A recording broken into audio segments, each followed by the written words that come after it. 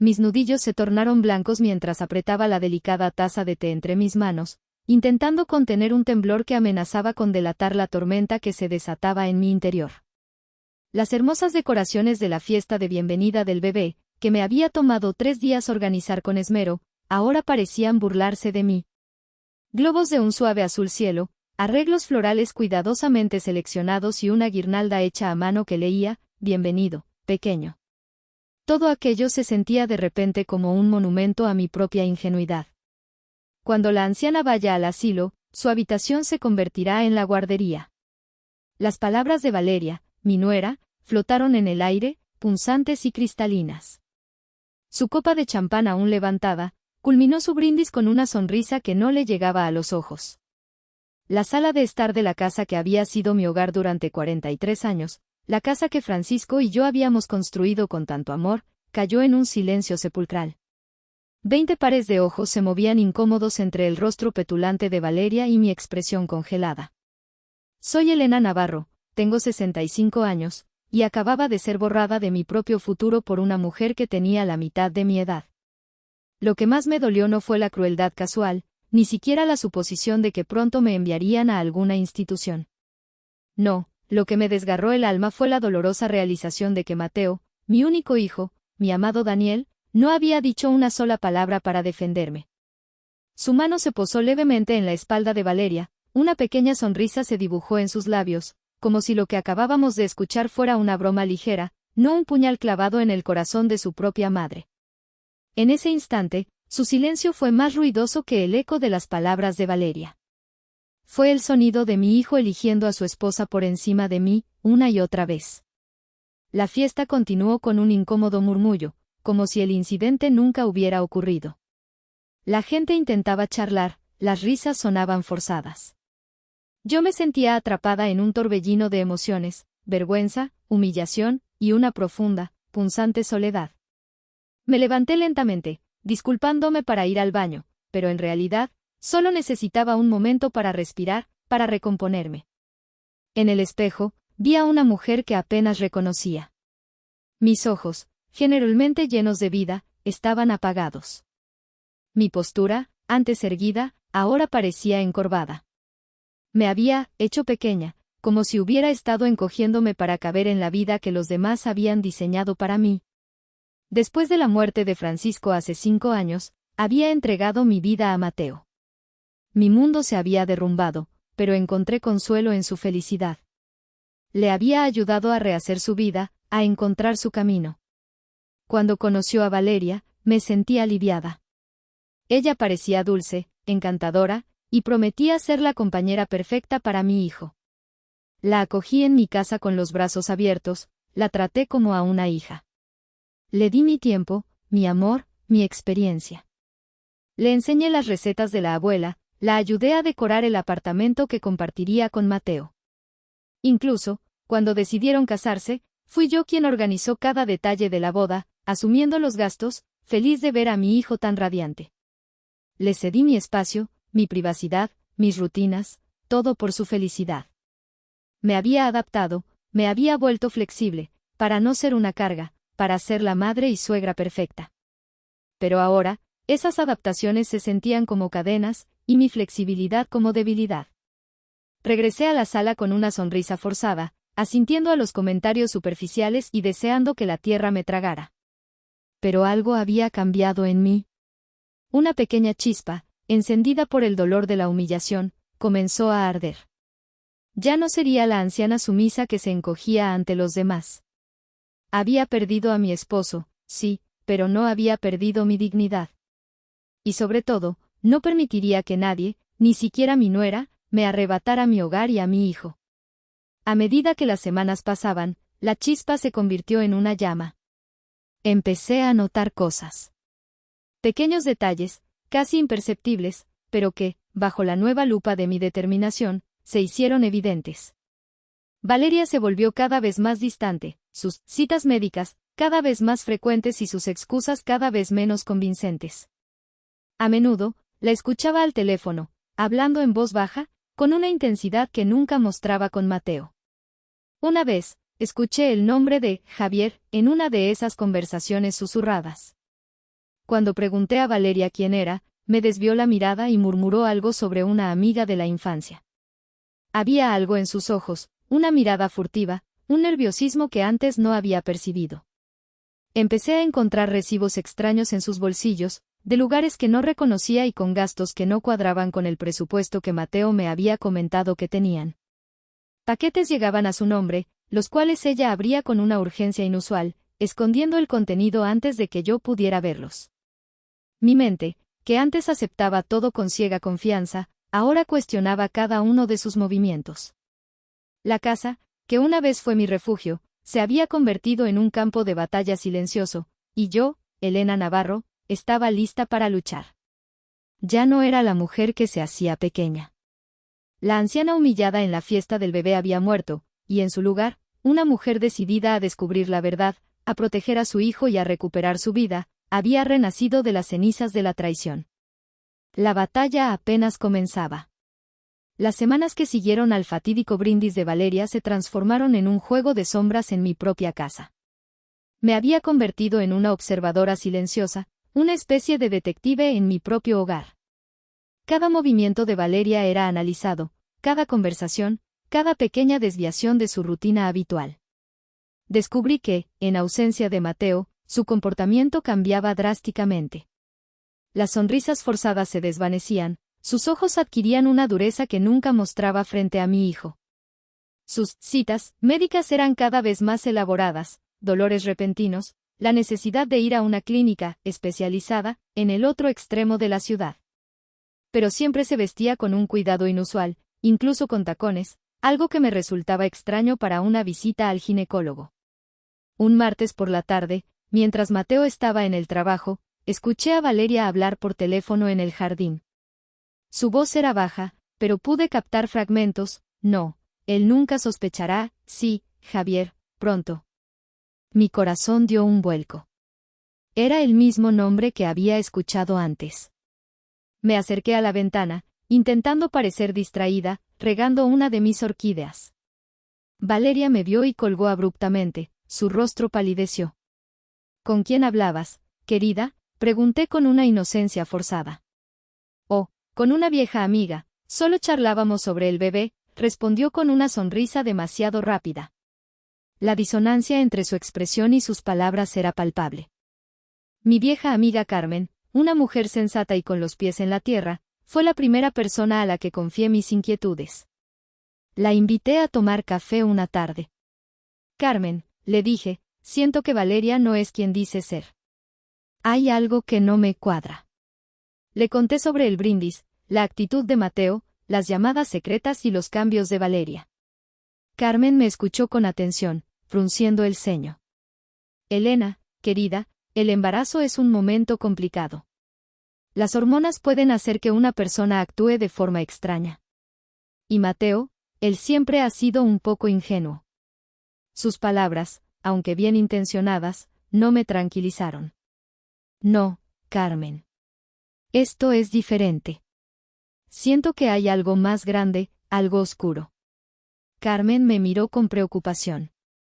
Si lo sientes así, Elena, no te quedes de brazos cruzados.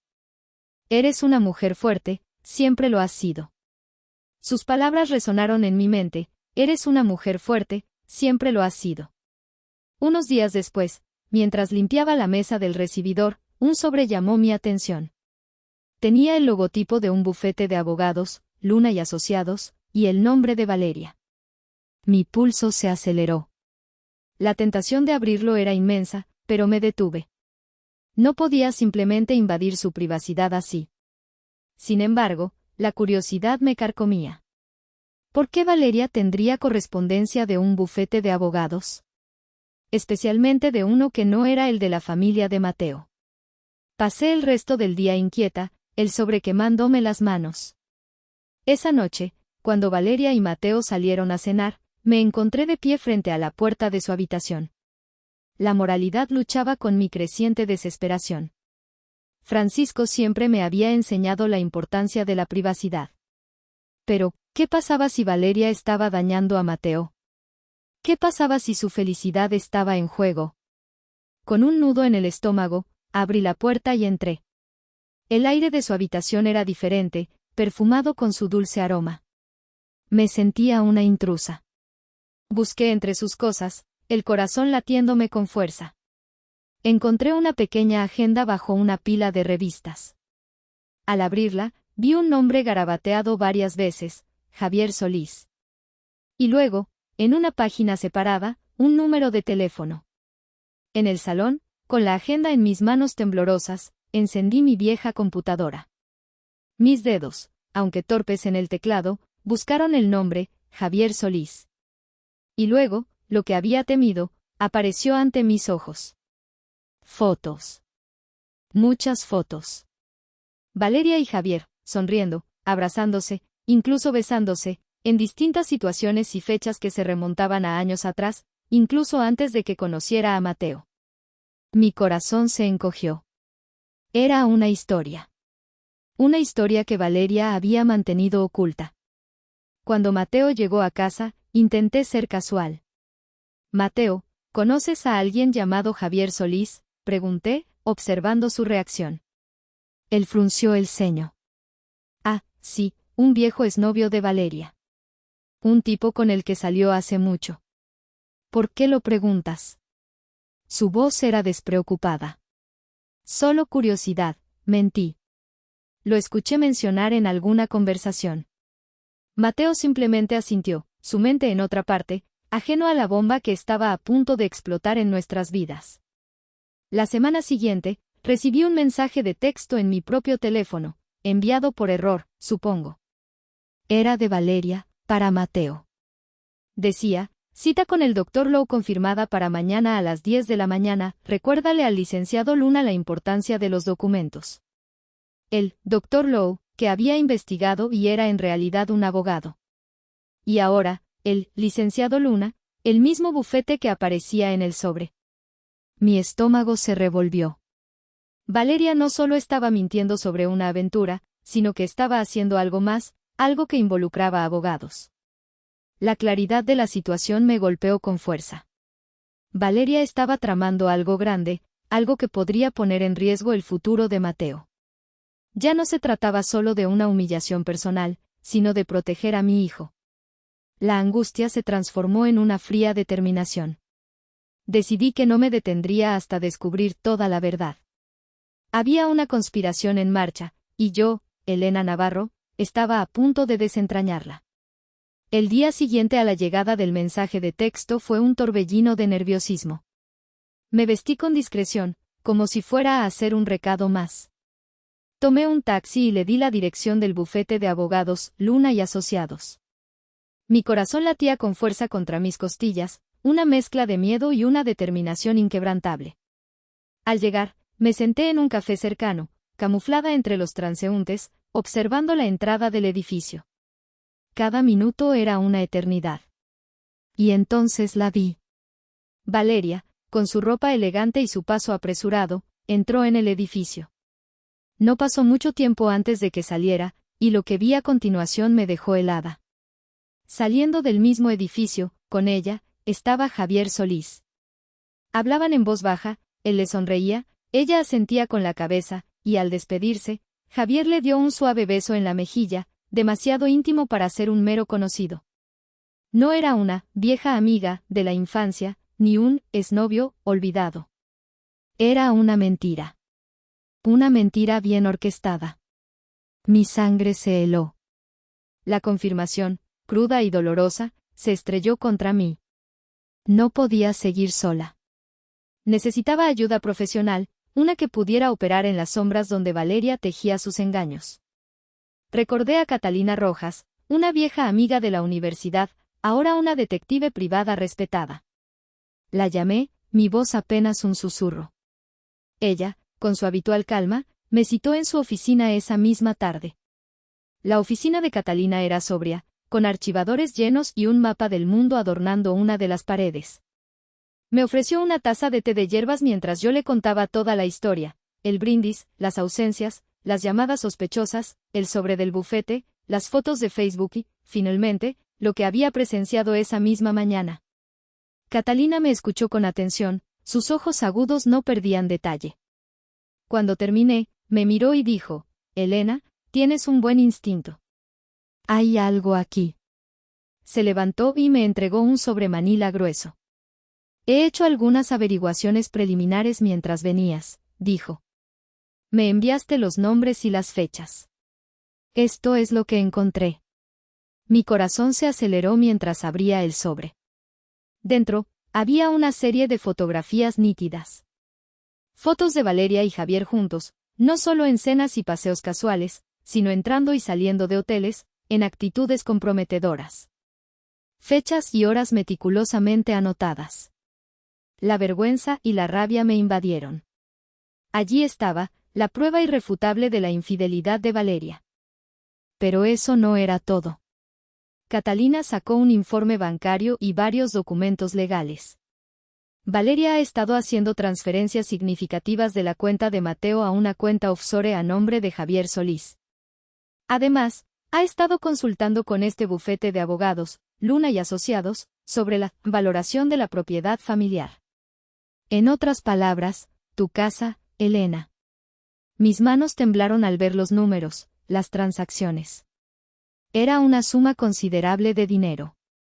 Luego, Catalina me tendió un documento que me dejó sin aliento. Era un borrador de un acuerdo de renuncia de paternidad. En él, Javier Solís renunciaba a cualquier derecho parental sobre el bebé a cambio de una cantidad significativa de dinero y una resolución financiera de futuros reclamos. Los nombres de Valeria y Javier estaban en el documento, junto con una fecha que coincidía con el momento en que Valeria le había dicho a Mateo que estaba embarazada. Elena, dijo Catalina, su voz suave pero firme, esto no es solo una aventura. Esto es una conspiración. Valeria y Javier tienen un hijo juntos y están planeando usar a Mateo para legitimarlo y, de paso, robarle su dinero y, por lo que parece, también tu casa. La magnitud de la traición me golpeó como una ola fría.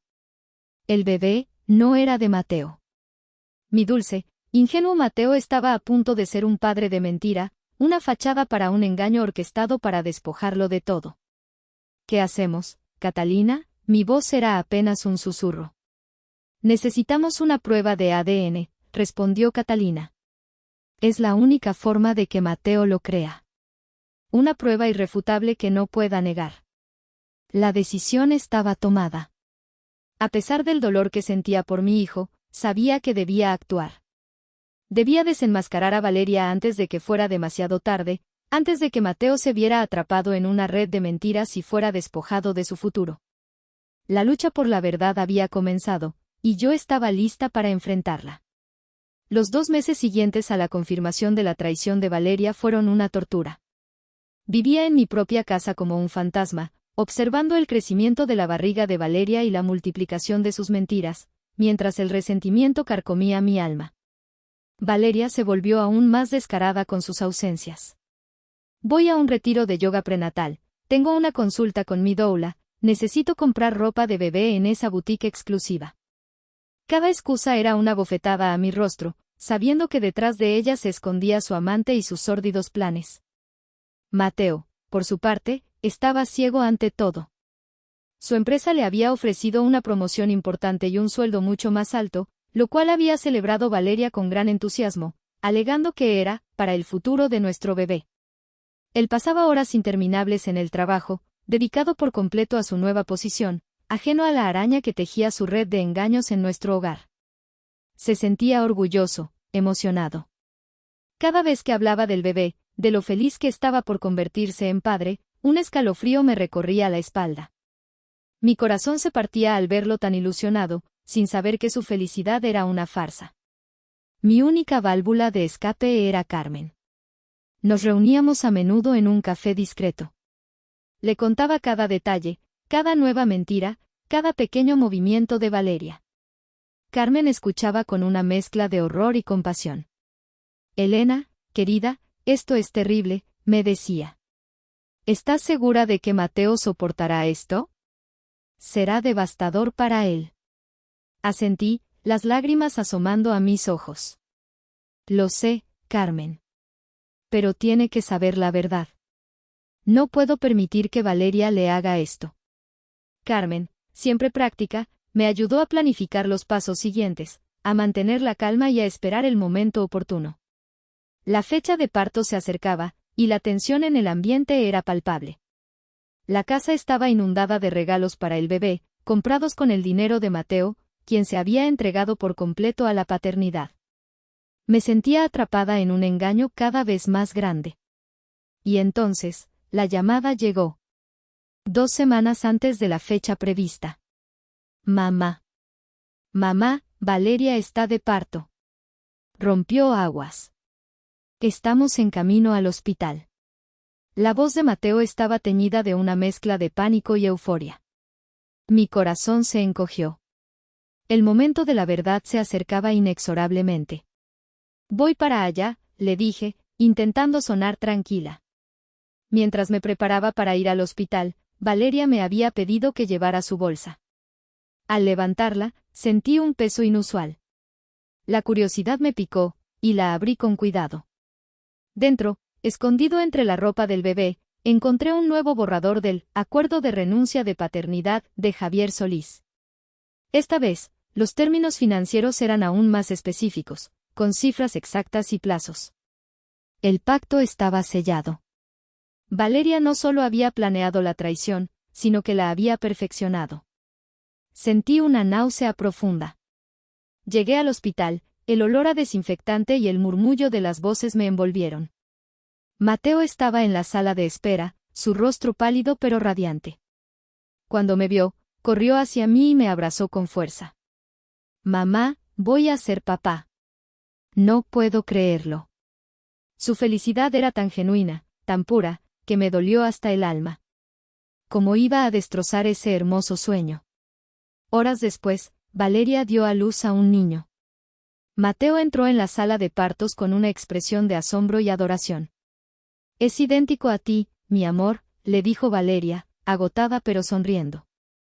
Mateo miraba al bebé con los ojos llenos de lágrimas. Es tan perfecto, murmuró. Y entonces, con una voz cargada de emoción, hizo el anuncio, se llamará Francisco. Como tú, papá. Un escalofrío helado recorrió mi cuerpo. Francisco. El nombre de mi amado esposo, mi compañero de vida, el padre de mi hijo. Ahora, ese nombre, tan sagrado para mí, sería utilizado para legitimar una mentira. Sentí que me ahogaba. El dolor era insoportable. Pero en medio de mi angustia, mi mente estaba clara. Era el momento de actuar. Mientras Mateo y Valeria estaban absortos en el bebé, aproveché un momento de distracción. Con la habilidad de una espía, me acerqué a la cuna. Con el guante de látex que llevaba puesto, por precaución, si alguien preguntaba, tomé una pequeña gasa que estaba junto a la mano del bebé, la cual había sido usada para limpiar una pequeña gota de sangre del talón tras la prueba del tamiz neonatal. La doblé cuidadosamente, la coloqué en una bolsa de plástico Celebel que llevaba preparada y la guardé en mi bolso. Era la muestra que Catalina necesitaba. El último eslabón de la cadena. El momento de la verdad se acercaba, y yo estaba lista para revelarla. Con la pequeña muestra de sangre del talón del bebé, y una muestra de cabello de Mateo que había recogido de su cepillo, me dirigí a toda prisa al laboratorio que Catalina me había indicado. Cada paso era una mezcla de urgencia y una profunda sensación de inevitabilidad. Entregué las muestras, pagué el costo exorbitante de la prueba de paternidad y me informaron que los resultados estarían listos en 3 días hábiles. 3 días. 3 días de angustia, de insomnio, de ensayar mentalmente la confrontación que se avecinaba. Mientras esperaba, los días en el hospital transcurrieron con una calma extraña. Valeria, recién parida, parecía una persona diferente. Se había vuelto extraordinariamente amable conmigo, casi melosa. Elena, no sé qué haría sin ti, me decía con una voz suave, sujetando mi mano. Eres como una segunda madre para mí. La miraba a los ojos, buscando algún rastro de arrepentimiento o de la frialdad que había mostrado en el brindis. No encontré nada, solo una capa superficial de dulzura forzada que ahora me resultaba repulsiva. Un día, mientras Mateo había salido a buscar café, Valeria se sentó a mi lado, sonriendo. «Sabes, Elena», comenzó, He estado pensando en lo que dijiste en la fiesta. Lo del asilo. Fue una broma, claro. Jamás te enviaríamos allí. De hecho, tengo una idea. Sé lo mucho que amas tu habitación. ¿Qué tal si te quedas en ella? No queremos que te sientas incómoda. Pero, solo mientras Francisco duerme toda la noche, claro. Cuando el bebé empiece a usar la cuna, la habitación sería perfecta para la guardería. Es lo más lógico, ¿no crees? Mi sangre hirvió. Su disculpa era una burla. Su concesión era una trampa. Me estaba permitiendo quedarme en mi propia habitación, en mi propia casa, con la condición de que fuera temporal, hasta que mi espacio fuera entregado para su hijo ilegítimo. La insolencia de su plan me dejó sin aliento. Apreté los puños bajo la mesa, luchando por mantener la compostura. Es una idea muy generosa, Valeria, respondí con una voz que esperaba sonara lo suficientemente tranquila. Por dentro, el fuego de mi determinación crecía. No. Nunca. El tercer día, mi teléfono vibró. Era un correo electrónico del laboratorio. El asunto decía, resultados prueba de paternidad. Mi corazón saltó a mi garganta. Mis manos temblaban tanto que apenas podía sostener el teléfono. Respiré profundamente y abrí el archivo adjunto. El informe, con su lenguaje clínico e inequívoco, se desplegó ante mis ojos. Leí las líneas una y otra vez, aunque las palabras se grabaron en mi mente al instante. Asterisco asterisco asterisco el supuesto padre, Mateo Navarro, está excluido como el padre biológico del niño analizado. La probabilidad de paternidad es 0%, asterisco asterisco asterisco. Un escalofrío helado recorrió mi cuerpo, pero no era de sorpresa. Era la fría, dura confirmación. La ciencia no mentía. Mateo no era el padre. El bebé llamado Francisco, con los ojos de Valeria y Javier, era la prueba irrefutable de la traición más cruel. Las lágrimas brotaron de mis ojos, no de tristeza, sino de una profunda indignación y de una pena aún mayor por mi hijo. Él había sido engañado, manipulado, y yo, su madre, era la única que podía desvelar esta verdad devastadora. Imprimí el informe, lo doblé con cuidado y lo guardé en el bolso, junto con el resto de las pruebas que Catalina había reunido. Cada fotografía de Valeria y Javier, cada extracto bancario, cada documento legal, todo formaba una pila de verdades que pronto saldrían a la luz. Esa noche no pude dormir. Repasé cada posible escenario. La reacción de Mateo, ¿se enfadaría conmigo por mi intromisión? ¿Se derrumbaría? ¿Me creería? El miedo se mezclaba con la determinación. Era una encrucijada. Pero sabía que no había otra opción. No podía permitir que mi hijo viviera una vida construida sobre una mentira tan vil. La anciana que había sido humillada en la fiesta del bebé se había transformado. Ya no era frágil, ni ingenua. Era una madre leona, lista para proteger a su cría, sin importar el costo. El amanecer traería consigo la verdad. Y yo, Elena Navarro, estaba lista para entregarla. El sonido del coche de Mateo entrando en la entrada me sacó de mis pensamientos. Era el gran día. El día en que el bebé llegaba a casa, y el día en que la verdad vería la luz. Respiré profundamente, intentando calmar mi corazón. Escuché la voz de Valeria desde el coche, dulce y melosa, arrullando al pequeño. Esta es tu casa ahora, mi amor. Tu nuevo hogar. Cada palabra era como un punzón en mi alma. Mateo entró por la puerta principal, con el bebé envuelto en una mantita azul en sus brazos. Su rostro irradiaba una felicidad tan desbordante que me dolió hasta el alma. Valeria, a su lado, sonreía con una suficiencia que me revolvió el estómago. Mamá, mira. Nuestro pequeño Francisco ya está en casa. La forma en que Valeria enfatizó nuestro me hizo apretar los dientes. Mateo me tendió al bebé, y por un instante, el amor maternal lo eclipsó todo. El pequeño Francisco era inocente en todo esto. Mateo, sin darse cuenta, comentó, tiene los ojos de Valeria, pero el color de pelo es raro, ¿no? Mis labios se curvaron en una sonrisa triste. Él no sabía lo cerca que estaba de la verdad. Cuando Mateo puso al bebé en la cuna en la sala de estar, preparé el terreno. Mateo, Valeria, comencé, mi voz sorprendentemente firme y clara. Necesitamos hablar. Es algo muy importante. Valeria me miró con fastidio. Elena, ¿no puedes esperar? Es un momento feliz. Siempre tienes que estropear todo. No, dije, mis ojos fijos en Mateo. No puedo esperar. Mateo, te amo. Eres mi hijo, mi vida. Y porque te amo, tengo que protegerte de una mentira que está a punto de destruir tu vida. La sonrisa de Valeria se desvaneció, y una expresión de fría rabia reemplazó su dulzura. Elena. ¿Qué demonios estás diciendo? Estás loca. No estoy loca, Valeria, respondí, mi voz elevándose ligeramente. Sé todo. Sé sobre Javier Solís. Sé sobre el abogado, licenciado Luna. Sé sobre el dinero que has estado transfiriendo de las cuentas de Mateo a Javier. Y sé sobre el bebé. El rostro de Mateo palideció, volviéndose blanco como la pared. Mamá, ¿qué estás diciendo?, preguntó, su voz temblorosa de incredulidad. Miró a Valeria, quien ahora estaba furiosa. Ella está mintiendo, Mateo. Está celosa. Quiere arruinar nuestra familia, gritó Valeria, intentando interceptarme. Ignoré a Valeria y saqué el informe del ADN de mi bolso.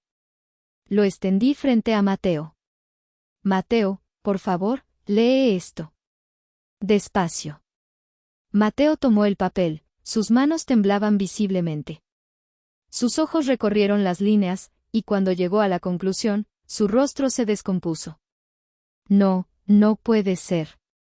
Valeria se abalanzó sobre él, intentando arrebatarle el papel. Es una falsificación. Es una locura de la anciana. Pero yo fui más rápida.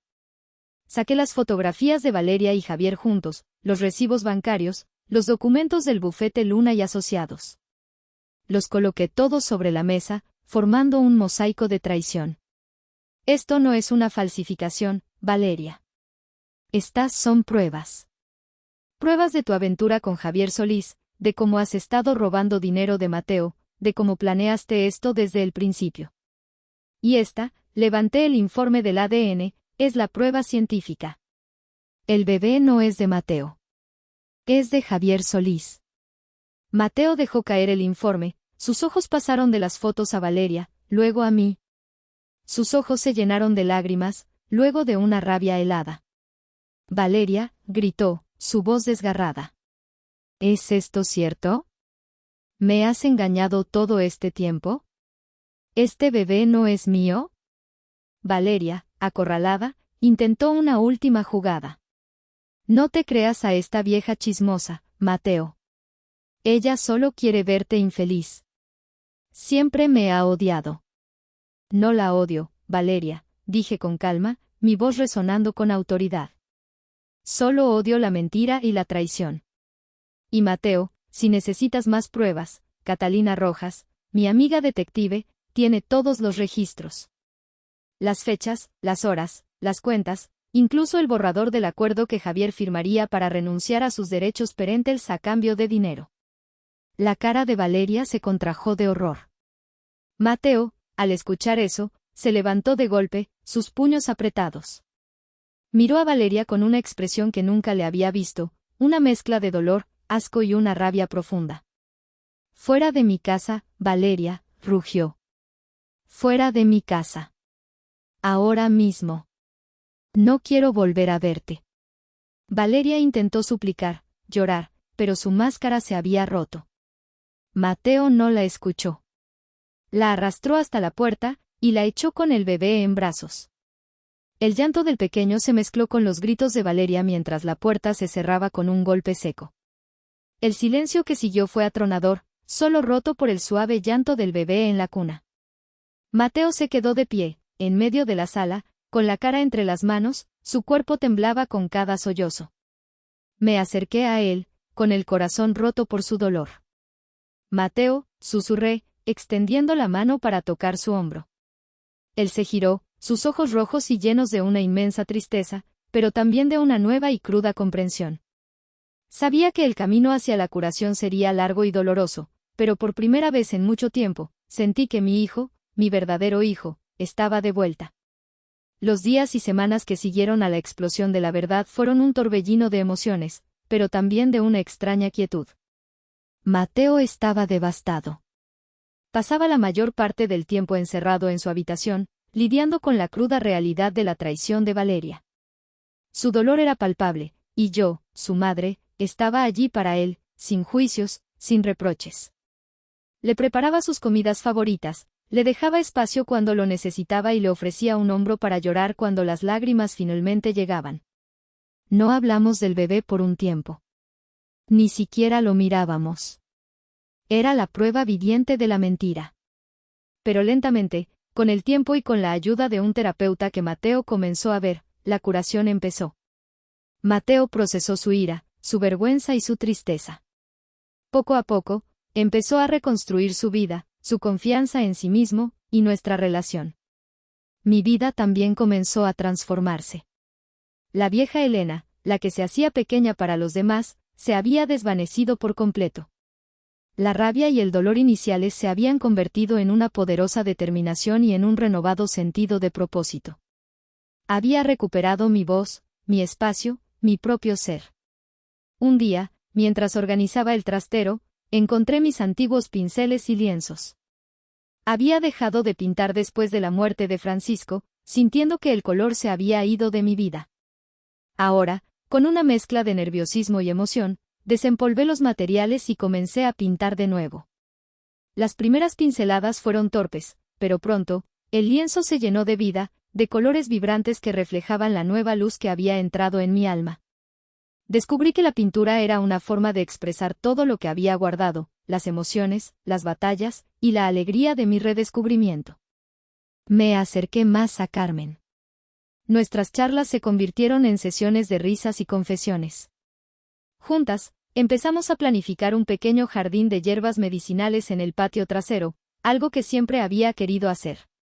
Había una nueva comunidad que se formaba alrededor de mí, de amigos que me apoyaban y me celebraban. Incluso me invitaron a dar clases de pintura en el centro de personas mayores del barrio. Al principio dudé, pero la idea de compartir mi pasión y conectar con otros me llenó de entusiasmo. Mateo y yo nos veíamos regularmente. Ya no vivíamos juntos, él se había mudado a su propio apartamento después de la separación legal de Valeria, que fue sorprendentemente rápida una vez que la verdad se hizo pública. Valeria había intentado luchar, pero con las pruebas irrefutables, no tuvo ninguna oportunidad. Se llevó al bebé y desapareció de nuestras vidas, llevándose consigo la vergüenza de su engaño. Mateo venía a casa de su madre para nuestras cenas semanales, o simplemente para charlar. Hablamos de todo, de sus esperanzas, de sus miedos, de su futuro. Su voz ya no estaba teñida de amargura, sino de una nueva sabiduría y madurez. Un día, mientras estábamos sentados en el jardín, bebiendo té, Mateo me miró con una sonrisa melancólica. Mamá, dijo, lo siento tanto. Fui un idiota. Debería haberte escuchado. Negué con la cabeza, tomando su mano. No te culpes, hijo. Ella era muy buena en su papel. Lo importante es que ahora estamos aquí. Juntos. Él asintió. Sabes, a veces, miro las estrellas por la noche y pienso en papá. Él me enseñaba los nombres de las constelaciones. Lo recuerdo, dije en voz baja, sintiendo la presencia de Francisco a mi lado. Era como si estuviera allí, sentado con nosotros, aprobando todo lo que había sucedido, todo lo que estaba por venir. Su amor y su fuerza me habían guiado, incluso desde el más allá. La última luz del día se desvanecía en el horizonte, tiñendo el cielo de tonos anaranjados y violetas. Pero no tenía miedo a la oscuridad. Mañana traería nuevos comienzos, mi primera pintura en décadas, quizás mi acuerdo para enseñar en el centro de personas mayores, y definitivamente más planes para el jardín con mis amigos. El cruel brindis de Valeria no me había definido. En cambio, me había liberado. Me había dado el empujón que necesitaba para reclamar mi voz, mi espacio, mi propio ser. Tenía 65 años, y lejos de ser relegada a un asilo, estaba apenas comenzando un nuevo capítulo, uno lleno de arte, amistad, propósito y alegría. Uno en el que ya no me haría pequeña para acomodar las ambiciones de los demás. Era Elena Navarro, y por fin, era libre.